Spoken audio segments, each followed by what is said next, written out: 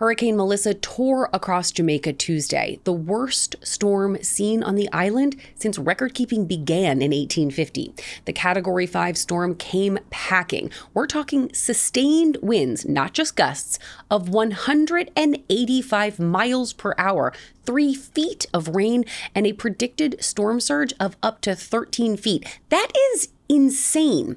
Flooding and power outages have been widespread. Roofs have been ripped off. Lives have been lost. We don't even have a total count yet.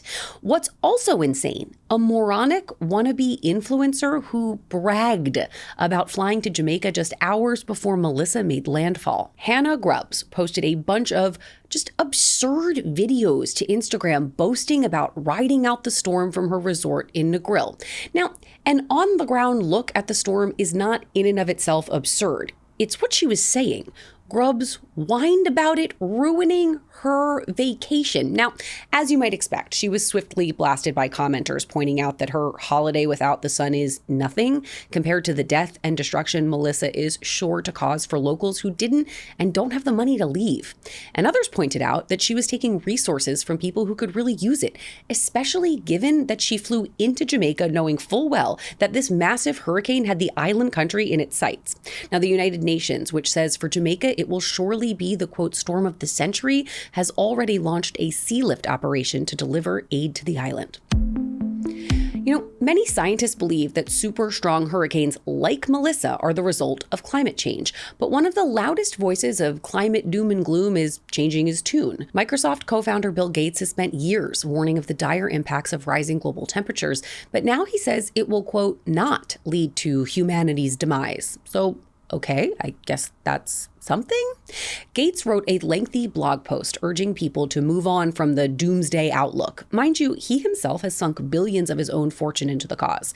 Now, before you start calling the tech wizard a climate change denier, let's parse this out a bit.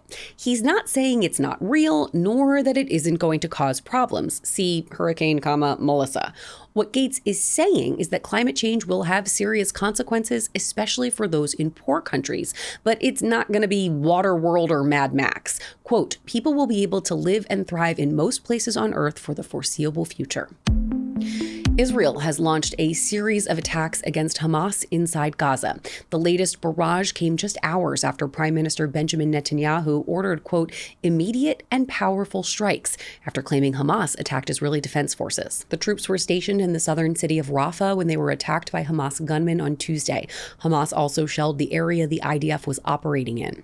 Now, if you're scratching your head here and thinking, wasn't there a ceasefire?